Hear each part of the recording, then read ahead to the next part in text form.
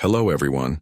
In today's video I bring you a story that will challenge everything you've ever believed about life and death. Let's meet Ellis Hawthorne, an ordinary man who, after dying, came back with a revelation about Jesus that the church never told you. What he discovered on the other side will leave you speechless and questioning everything. So before we start, leave your like, subscribe to the channel so you don't miss any content like this, and activate the bell to receive all notifications.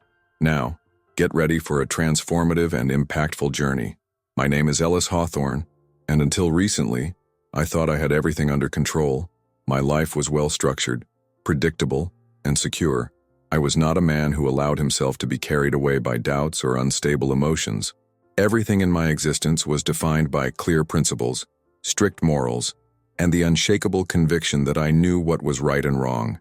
I believed in God, heaven, and hell, and there was no room for questioning. I was raised in a traditional Christian home in Charleston, South Carolina.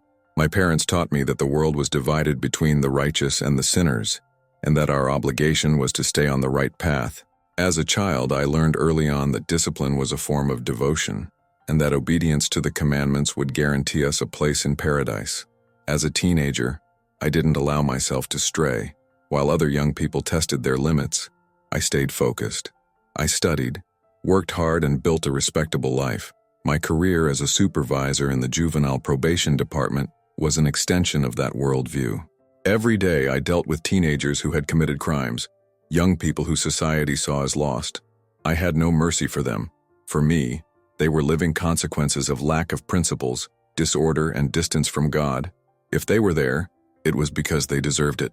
My role was not to be compassionate, but to make sure they learned the hard way the price of their choices. My faith was my anchor. My wife, Margaret, and I were active members of the church. We attended services every Sunday, participated in Bible studies, donated to missions, and did everything expected of good Christians. Our marriage was stable, based on respect and the values we shared. I never questioned anything. I was never interested in debating spirituality, because I was sure I already knew everything I needed. But there's one thing about life that no one teaches us: how fragile are the certainties we carry. Everything changed in a day that started like any other. I woke up, had breakfast with Margaret, put on my suit, and went to work. The sun shone brightly over Charleston, reflecting off the windows of the historic buildings as I drove to the juvenile court. I did my work as usual. I spoke to prosecutors, social workers. I saw young people being tried, and I tried to maintain my firm stance, everything within normality. But then, mid-afternoon, a sharp pain struck my abdomen like a sharp blade. First, it was a bearable discomfort, something that made me take a deep breath and clench my jaw, but nothing that made me stop. I continued my routine, believing it would pass. When the pain increased, I convinced myself it was just a temporary thing, maybe bad digestion, maybe a leftover from some poorly chosen food at lunch. However, as the hours passed, the discomfort turned into something much worse. The pain grew, spreading across the left side of my body. Sweat began to form on my forehead, my breathing became ragged, and my muscles began to lose strength. When I tried to get up from my chair to get a glass of water, I felt as if my body weighed 3 times as much. My hands shook as I gripped the edge of the table. It was at that moment that I realized something was wrong. Still, I hesitated to admit it. I was not a man who would rush to the hospital for anything. I have always been resistant to pain, averse to showing weakness, but when I started to feel nauseous and my vision became blurry, I knew I needed to do something. I picked up my cell phone and dialed Margaret. "Baby, I'm not well." My voice came out hoarse, as if I were suffocating inside. "What is happening?" Her concern was immediate. "I have severe pain in my abdomen. It doesn't pass. I think I need to go to the hospital." "Ellis, listen to me. I'll come get you right now. Don't leave there." She arrived in less than 20 minutes. On the way to the hospital, I tried to maintain my posture, but Margaret could see that I was getting worse. She drove with her hands tight on the steering wheel, her eyes full of fear.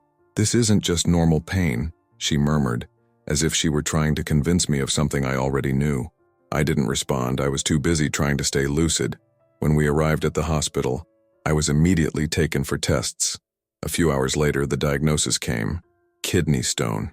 "You will need surgery to remove the stone," explained the doctor, a man in a white coat with a calm expression.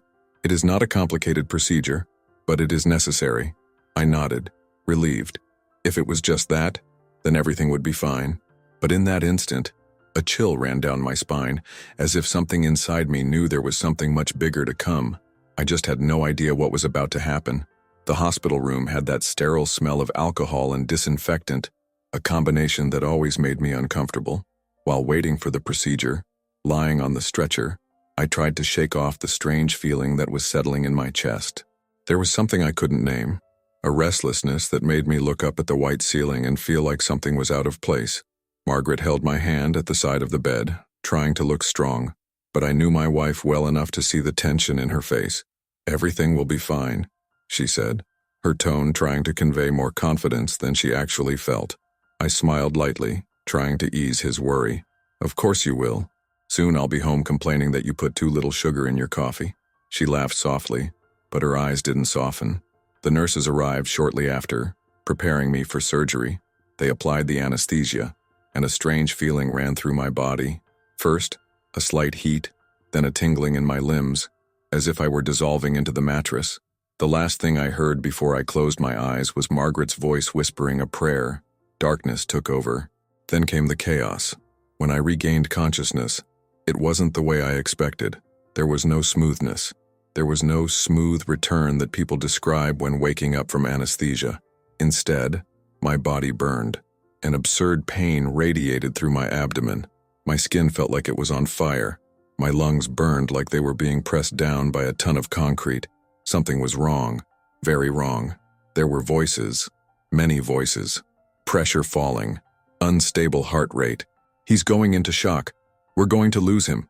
I heard those words as if they were far away, echoing in some unreachable place. My eyes opened for an instant and I saw blurs of faces, shadows running around me, tubes being connected to my body. An alarm sounded insistently. It was then that I understood. I was dying. I felt my heart slow down. The pressure on my chest intensified, as if something was pulling me down. I tried to hold on to some sensation, any vestige of reality, but it was like I was slipping out of my own body. The doctor's voice was muffled, as if he were submerged underwater. "He's going into multiple organ failure. Prepare the defibrillator." A new shock ran through my body, but I felt no pain, just a slight vibration, like I was caught between two worlds. Then came silence, an absolute silence. The pain disappeared. The sound of machines, doctors, desperate voices, everything disappeared. I wasn't there anymore. Suddenly, something changed. A lightness came over me. It was as if I were floating, but weightless, effortless. My eyes opened, or so it seemed, and what I saw took my breath away. I was looking down. The operating room was below me. The body on the stretcher was mine. I saw everything from above, as if I were suspended from the ceiling, observing the scene below. Doctors ran around my limp body, trying to bring it back. My wife was outside the room, her knees bent on the floor, her shoulders shaking as she sobbed. I tried to speak, I tried to move, but I had no mouth, no hands. I was just consciousness, a presence, and, strangely, there was no panic. I should be in despair, right? I should be fighting my way back. But all I felt was peace, a peace I had never experienced before. Time seemed to no longer exist. I could see every detail of the operating room with stunning clarity. The wires on the monitors, the tense expressions of the doctors, the metallic shine of the instruments. Every sound was clear, even though I was so far away. Then something pulled me, an invisible but undeniable force. I started to climb, first slowly, then faster. The operating room shrank beneath me. The city moved away. The world disappeared. And that's when I saw it. A light. It was shiny, but it didn't hurt the eyes. She didn't just illuminate. She called me. A warm, welcoming presence that seemed to cradle every part of my soul. And I knew, without needing explanations, that this was just the beginning. The light enveloped me like a hug that came not from a physical body, but from something much greater, something that my human mind could never fully comprehend. It wasn't just a light, it was a presence, a living, conscious, pulsating energy. She called to me, and my entire being yearned to head in her direction. As I got closer, I realized that there was no longer a sense of time or space as I knew it. There was no above or below. There was no ground or sky. There was just that luminous vastness that seemed to recognize me, as if it had been waiting for me forever. I didn't walk up to her. I simply him, as if my own essence knew the way, without needing legs, without needing effort. The closer I got, the more I felt an indescribable peace, something no experience on earth could replicate. It was then that I began to understand the details. At first, everything was just light, but as I adjusted to the new perception, I began to make out shapes. A field of vibrant colors spread around me, but they weren't colors like the ones we know on Earth. They were tones that seemed to have a life of their own, pulsing and flowing in a way that defied explanation. The sky above me was not blue or gray, but a swirl of gold and silver auroras, as if the universe itself was painting its existence in constant motion. Below me, there was a lake. Its waters were crystal clear and reflected the sky, but in a different way, as if they captured more than just the image, as if they absorbed the essence of everything around them. I approached, feeling a natural curiosity, and when I looked at my own reflection, my heart sank. I was not the man who had left that hospital. My face was there, but it looked better. There were no signs of time, no tiredness, not even the wrinkles that were beginning to form around my eyes. I seemed to have returned to my youth, but not exactly like before. It was as if that reflection showed the purest version of myself, the version I should have been, without the burdens of life, without the fears, without the anguish. A whisper formed around me. It wasn't a sound, but an understanding, something that arose within my consciousness without the need for words. You were always this being. You just forgot. I turned away from the lake, my heart fluttering with a mixture of surprise and recognition. There was something profound about this revelation, something that eluded me, and yet made sense on a level that my logical mind could never reach. So, I felt it, a presence. It wasn't like the light that guided me, nor like the bright colors of the place where I was. This presence was immense but not threatening. On the contrary, she emanated pure love, a love that crossed any human concept, any limitation imposed by religions and mundane philosophies or doctrines. And when I turned around, I saw him. It wasn't like the church paintings. There was no white robe, no long beard, no stern expression. What stood before me was a being of pure light, radiating an energy that made me feel small and raw at the same time, deeply welcomed. I didn't need to ask. I knew who he was. Jesus. But not the Jesus I imagined. Not the Jesus who was preached in sermons about hell and punishment. Not the Jesus who just expected us to obey rules. This Jesus, he just loved. No words, no judgments, no impositions, just love. And at that moment, without him needing to tell me anything, everything I believed in started to crumble. The certainties I carried throughout my life, the vision of a God who punished and condemned, the belief in heaven as a prize and hell as a sentence, all of this fell apart like sand carried by the wind. Because there, before him, I understood something I had never understood before. God was not a harsh judge, waiting to punish us for our sins. God was unconditional love. And what about hell? He just did not exist. At least, not the way I was taught. There were no flames. There was no eternal pain. There was no torture. Hell was what we carried inside us. Hell was our own fault, our own fear, our own inability to love. And in that moment, I saw everything clearly, and I cried. But they weren't tears of sadness. They were tears of liberation. Jesus approached, and even without a physical body, I felt his hand touch my shoulder. A wave of energy coursed through my entire being, and then he finally spoke. His voice was not like the one we hear in the physical world. It didn't vibrate the air. It didn't come out of a mouth. She had just existed inside me, filling every corner of my soul. You always knew. And deep down, I knew it was true. Deep inside, buried under years of indoctrination and fear, I always knew. As I took in each silent word, each piece of understanding that unfolded within me, I felt my being reorganized. It was as if the entire universe was flowing through me, filling every cell with a new truth. A truth that I didn't know existed but that had somehow always been there. A truth that did not depend on rituals or dogmas, but on something much simpler and more powerful, the love. I was immersed in this feeling of harmony and understanding when a vision formed before me. It was not a vision of a distant future, but of something more immediate, deeper. I saw all my beliefs being dispelled in the face of a higher reality. Time after time, my understanding expanded, until what seemed like an enormous truth began to make sense. I saw the idea of a final judgment being subverted by something that, until that moment, I didn't know how to describe. There wasn't a judgmental God waiting to punish me for my sins. There was no God ready to cast the errant into eternal hell. Instead, there was a self-assessment process, an intimate journey in which each soul faced their choices and learned, not under the threat of punishment, but in the light of self-discovery. The pain was not punishing, she was transformative. Suffering on earth was not a curse, but an opportunity to grow, to understand, to learn to be more compassionate, more loving. Every moment of pain was a chance to evolve, to leave selfishness, fear, and judgment behind. My worldview was being completely transformed. Everything I believed about death, about the purpose of life, and about what truly makes us human, was falling apart in the face of this indescribable truth. The big lie that I had been taught over the years, the idea that God is a being who punishes, who separates the righteous from the sinners, that there is a judgment that defines who goes to heaven and who goes to hell, was being exposed for what it was, a human invention, created to control and dominate, not to bring peace or understanding. I saw the universe as a network, an immense network of invisible connections between all living things, not just among humans, but among all life forms, all energies, all parts of the cosmos.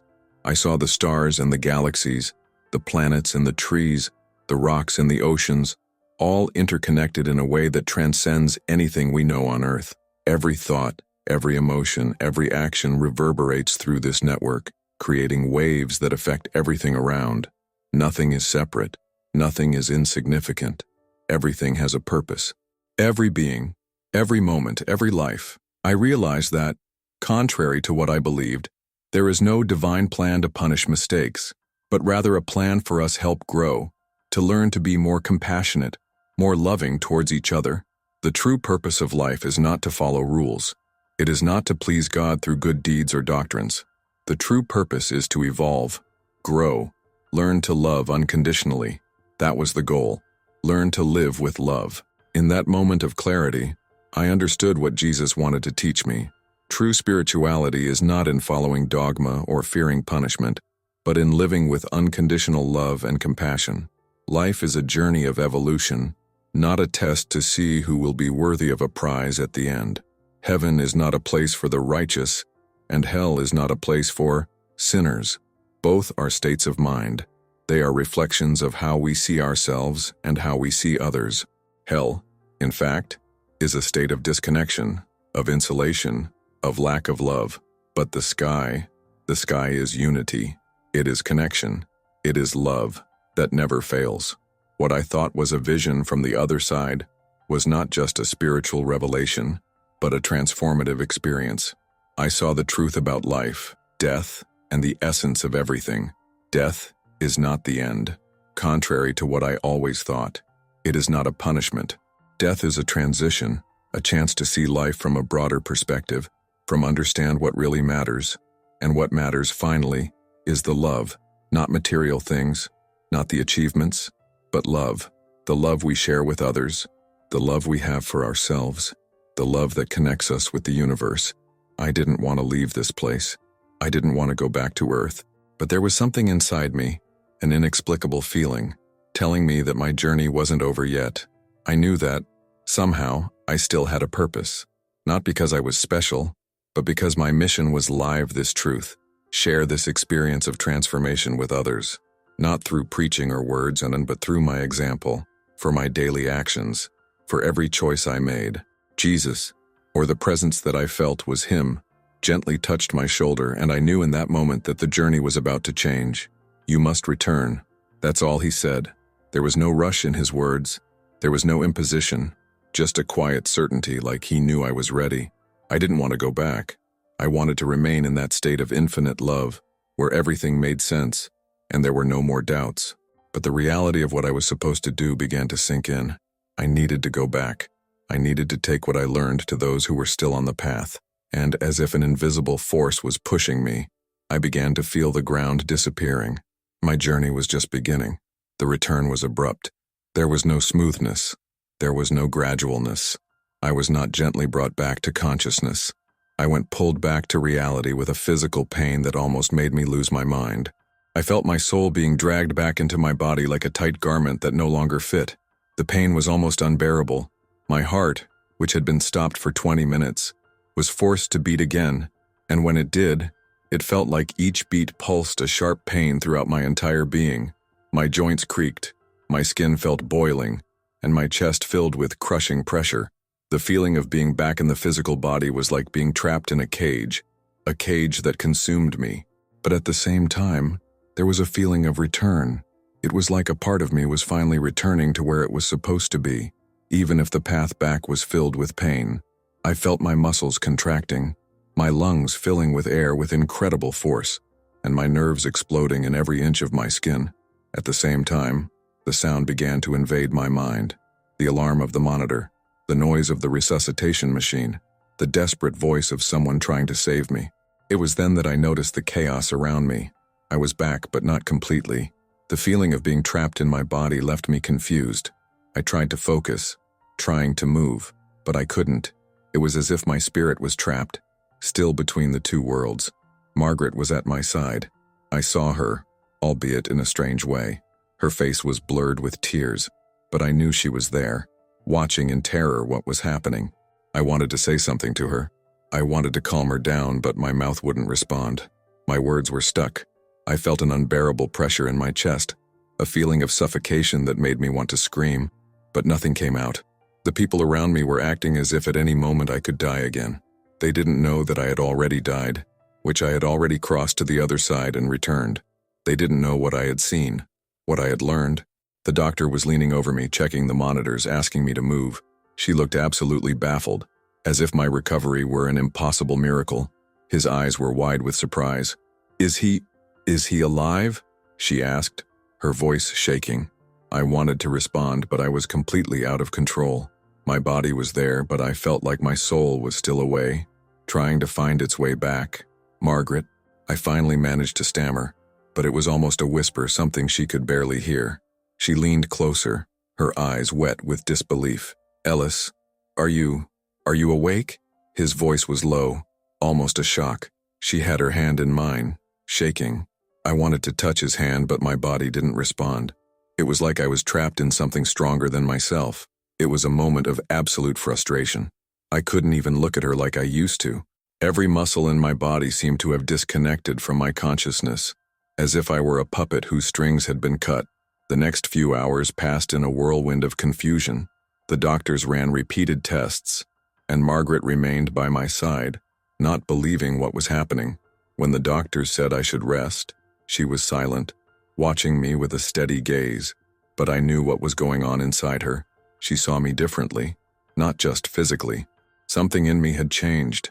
The person who had left was no longer the same. What I had brought back with my soul could not be easily understood by her or anyone else. My body slowly recovered, but the transformation within me was instantaneous. As the days passed, I felt as if the world around me was completely different.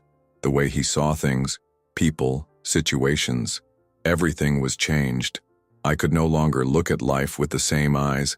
I was no longer the rigid, inflexible, secure man of his beliefs. I felt something new, something indescribable, in every action I took. The physical pain was passing, but the impact of my spiritual experience was still reverberating in every cell of my body. The love I felt was deeper, more real. The empathy it took care of me, and compassion flowed naturally, without me having to force it. The relationship with Margaret, which had always been solid, began to be tested. She started to notice the difference. During the long conversations we had in those first days, it became clear to her that I was no longer the man I used to be. She asked me about what I had experienced, but I knew there was something impossible to explain with words. The love I felt needed no explanation. It simply existed. But for her, for Margaret, who still lived in a world where the answers were simple, the transformation seemed difficult to accept. I also began to question my own faith, my own view of God and the religion I had followed so much. How could I go back to church and simply accept sermons about divine judgment? How could I look at young offenders with the same harsh gaze, knowing now that we were all interconnected by something greater, something beyond our flaws? I didn't know what my purpose was yet, but I knew that something had changed irreversibly inside me. I couldn't go back to my old life, not after having seen the truth. I felt like my mission now was to live this transformation and spread it, but without words, just with my actions, with each step I took. As the days went by, Margaret and I tried to return to a routine life, but something was broken. It was broken.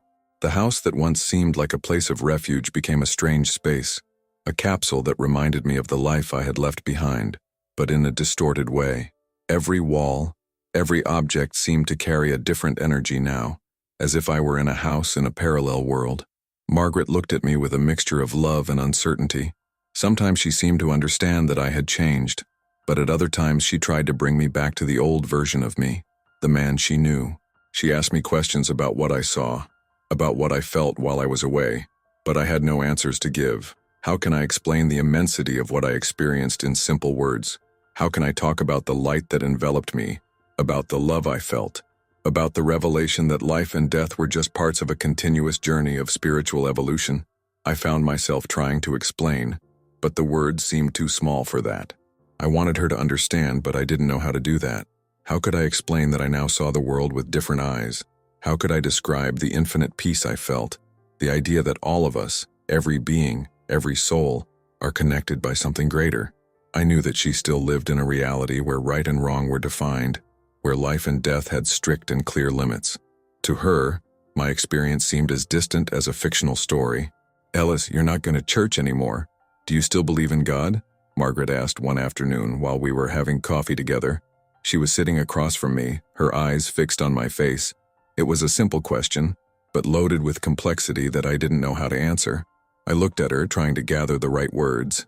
I didn't want to push her further away, but I couldn't lie. "Yes, I still believe, Margaret, but not in the way I used to.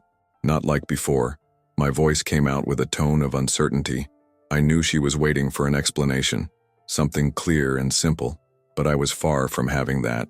She watched me in silence, waiting for more. She was looking for answers. I could see it in his eyes. But the answers she was looking for were not the answers I had to offer. I now knew that unconditional love was the key to everything, but that didn't fit with the dogmas she believed in. She had always followed the doctrines of the church as an infallible rulebook, and my transformation seemed a threat to that understanding. You can't just abandon everything you've learned. You were raised to believe in something, Ellis. You were taught to fear hell, to seek salvation. Now are you saying this is all a lie? She looked at me, her voice low but full of pain. She wasn't screaming, but the suffering was clear. She didn't understand what was happening to me, and I didn't know how to make her understand. I felt deep pain seeing her so divided. What I saw now, what I knew now, didn't make sense within the world she still lived in. I wanted her to know how I felt, but words couldn't convey the immensity of everything I had experienced. "It's not a lie, Margaret. I just saw the truth. I saw something that changed everything." I spoke softly, trying to find a middle ground, trying to make her understand that I still loved her, that the truth I was bringing was not a rejection, but an expansion of love. But I saw the hesitation in his eyes. She didn't want to believe it. She didn't want to accept what I was saying. I knew that to her my experience seemed like a fantasy story, something that could not be real. She stood up abruptly, looking at me with an expression of pain mixed with frustration. "I don't know what to think anymore, Ellis. I don't know if I can handle this. You are different. The man I loved, he's gone, and I don't know how to move forward with you if I can't understand what's going on." She took a deep breath, as if trying to control herself, but her words were loaded with an emotional weight that I couldn't ignore. I saw her walk away to her room, closing the door behind her. I sat there silently, at the table with the cup of coffee in my hand. I didn't know what to do. I didn't know how to make her understand. I didn't want her to leave me, but there was a hard truth to swallow. The change within me was irreversible. I couldn't go back to the strict, uncontrolled man she knew, and she couldn't see what I saw. She couldn't feel what I felt. At night, I found myself alone again, lying in bed, with my eyes open, staring at the dark ceiling. I wondered if Margaret would be able to accept this new version of me. She still believed the same things. The same doctrines that I already knew were flawed. I loved her, but I knew what I needed right now didn't fit into her world. I felt the weight of this separation, not just physical, but emotional and spiritual. And for the first time, I realized that I might have to live this new life alone. I didn't know what the future would bring, but I knew there was no turning back from the journey I had started. I had seen the truth, and although it was painful, now there was no way close your eyes for her. The following days were a mixture of adaptation and insulation. I tried to connect with Margaret, but every time I started talking about my experience, she pulled away a little more. She didn't understand. There was no room in her world for what I had brought back. While I tried to live with compassion, with empathy, she took refuge in the old certainties that had always protected her. It was not easy for her to understand that unconditional love was not limited to rules and dogmas, that true faith was not restricted to a church or a group of like-minded people. She still believed that salvation lay in right actions, in right behavior, in fear of divine punishment. And I, on the other hand, saw everything differently now. I knew that what I had been shown, what had been revealed to me, was a much deeper love, much more universal. As I tried to find balance in my new understanding, I also found myself questioning what to do with it. I wanted to share what I had learned, but how to do it without being confronted. How to communicate something so powerful, yet so different of everything I had believed until then, without being seen as someone who had lost their reason. I knew that I could no longer follow the same path. My former profession in the juvenile probation department also began to feel small, limited. I tried to look at young people as lost souls, but now I saw something more in them. Something that couldn't be trapped by punishment or the idea that they were just the mistakes of their actions. They were human beings, like all of us, going through our own learning journeys, perhaps more difficult, but still connected to me, to everyone, to everything. I spent more time in court, trying to deal with the system, but something inside me objected to the way I dealt with young offenders. I looked at them and saw what they could be, not what they were. I felt compassion for them. I wanted to show them a new way of thinking, a path of love, of acceptance. But the system didn't see it that way. The system saw numbers, crimes, and the way to correct their behavior was with punishment, with prisons. The same system that I had served so well and with such certainty now seemed oppressor, seemed to not understand the nuances of the human soul. And it was there, in that courtroom, that for the first time I saw something that shook me deeply. It was a teenager, maybe 16 or 17 years old, sitting in front of me.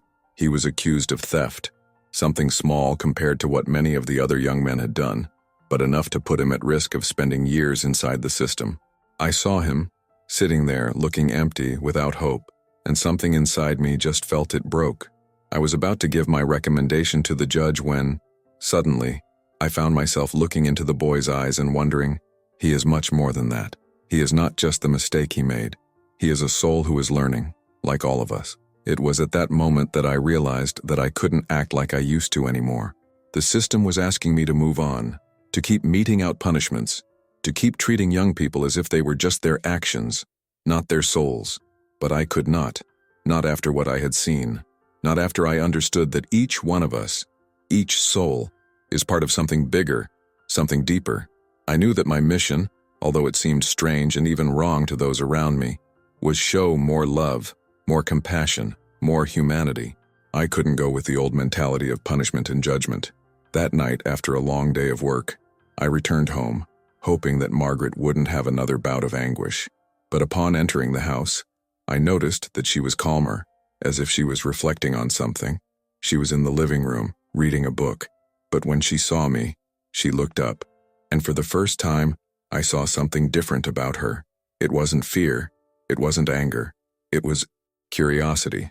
Ellis, I thought a lot about what you said, about what you have been living, and I don't completely understand, but maybe I've closed myself off too much. I don't know what you saw, but I feel like you're trying to show me something. I can't promise I'll understand everything, but I'm willing to try. She spoke with a softness I hadn't heard before. I didn't know what to say. Words failed me again, as they always did when I tried to explain something so grand. But this was the first time in days, maybe weeks, that I felt like she was starting to see me again, not like the man before, but as the man I had become. I looked at her, and deep in my eyes, a word formed. Thanks, for being willing to try, for being open to what I had to offer. for still wanting to walk by my side, even if the road was full of uncertainty. It was there, that night, that I knew that love, that unconditional love that I was looking for so much, was also blooming inside our home, not in an explosive way, but like a small flame that began to grow, a flame that would light the path for both of them. I didn't know how things would turn out. I didn't know how my journey would unfold, but at that moment, I realized I wasn't alone. I had Margaret, and maybe, just maybe, that was enough. The following days were a mixture of adaptation and reconciliation. Margaret and I were spending more time together, but there was still a distance between us, a thin line that seemed to separate us, even though we tried to reconnect. It was as if everything that had happened was hanging over our heads, and none of us knew how to move forward. Me, with my new understanding of life and unconditional love. I, with her rigid faith, trying to maintain what she had always known.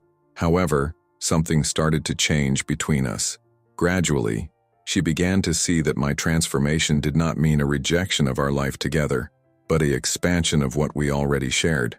Although she still didn't understand everything, she was beginning to realize that love wasn't in the rules, but in the way we chose to live. I tried in many ways to show her what I had learned, but words, as always, were limited.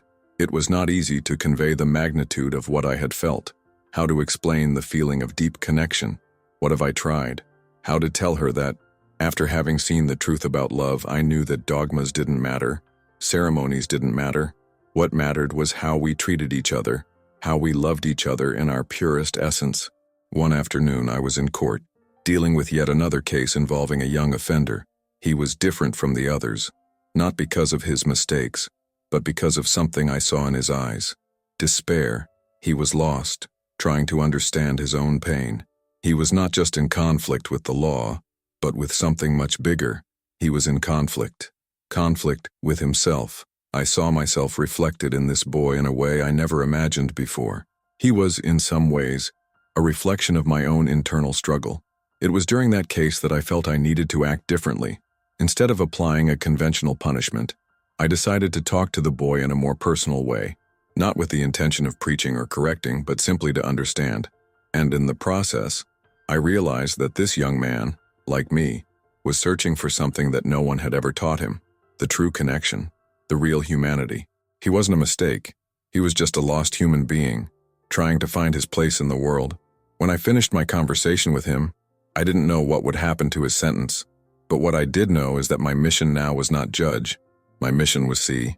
It was looking beyond the actions and seeing the souls. And as the case was resolved, I felt my own transformation becoming more evident. I wasn't just changing my approach to young people. I was changing my approach to the world. I came home that night with a feeling of peace, a feeling that I was on the right path. Margaret was in the living room, but this time something in her eyes told me that she was beginning to understand. She didn't say much about what had happened, but her expression was different. She was looking at me otherwise, and that was already a victory for me. "You seem at peace," she said softly, without waiting for a response. I looked at her, not knowing exactly what to say, but feeling a deep truth in my soul. It wasn't the peace I expected to find. It was not a peace that came with easy answers or certainties. It was a peace that came from accepting everything, from understanding that we don't need to have everything figured out to live with love. "I am Margaret. I am," I replied. And at that moment, the words I never thought I would say to her were the simplest and truest of all. "I love you, just the way you are, and I know that together we will find our way." She didn't say anything else. He just smiled, with a calm smile, and approached me. And in that silence, between the unspoken words, I knew we had taken an important step. I didn't know what the future held for us. I didn't know how things would turn out. But I knew that unconditional love, what he had discovered, was more powerful than any doctrine, than any judgment, and that was enough for me. It was enough to guide us. The change in my life extended beyond work and my relationship with Margaret. When I began to realize that the true mission was not to preach but to live, I realized that small daily actions could also be a manifestation of unconditional love. It wasn't about grand gestures or spiritual speeches, but about every choice what I did, every word I said, and most importantly, every look that I gave to someone. Over time, I began to understand that although my role in the courtroom was important, my real work was in my office, day to day, in everyday interactions. As I treated young offenders more empathy, without judging them for their flaws, and began to see the humanity in each of them, I realized that this was changing the dynamics. I was no longer just watching and waiting for them to fit into a system, but I was trying to offer them something deeper, the chance to reconnect with their true selves, the chance to see that love was the key to transforming their lives. The relationship with Margaret was also adjusting. She began to see that my transformation did not mean a rejection of our past life, but an expansion of everything we've ever shared. Little by little, she began to understand that love is not a matter of rigid doctrines or rules, but about how we relate to each other. She, who had grown up in such a traditional Christian community, began to question her own concepts and began to realize that our faith did not need to be a battle of beliefs, but a shared journey. It was one morning, while we were having coffee together, that Margaret said something to me that changed everything. She looked at me and, with a calm expression, said, "I don't fully understand what happened to you, but I've started to see that what you're doing, the way you live, is something I want to pursue too. I don't know what it will be like, but I know I want to live with more love." I looked at her with a smile, but at the same time, I felt a wave of gratitude flooding my chest. I didn't need her to have all the answers, but the fact that she'd be open to change, the fact that she wanting to live love more fully, that was all I could ask for. Over time, our life together became a reflection of everything I learned. I couldn't anymore live to please or follow impersonal rules. I needed to be authentic, live according to what I saw and felt. Unconditional love is the force that unites everything and everyone. I found myself embracing life and others more, not out of obligation or duty, but because now understood that this was the only true path. The true spirituality I had found was not in following established rules or norms, but in live with conscience that we are all interconnected, that the love we give to others returns to us multiplied, and that there is no separation between the sacred and the mundane. Everything is sacred, because everything is made of love. Today, I look back and see how the near-death experience was the turning point that I never imagined I would have. The moment I was taken to a place of pure light and love, where I saw the truth about life and death, changed me irreversibly. I went back to live, but not just for exist. I went back to Amar and, in love, I found a purpose far greater than any reward or punishment could offer me. I don't know what the future holds for me, but I know one thing for sure. Love is the only answer. And with that, I move forward, living each day with more gratitude, more empathy, and more compassion, because I know that in the end, all that matters is love. If you liked this beautiful spiritual testimony, leave a like, comment on your impressions, subscribe to the channel, and don't forget to activate the notification bell to watch each new video and help us spread this message to a greater number of people. Until next time.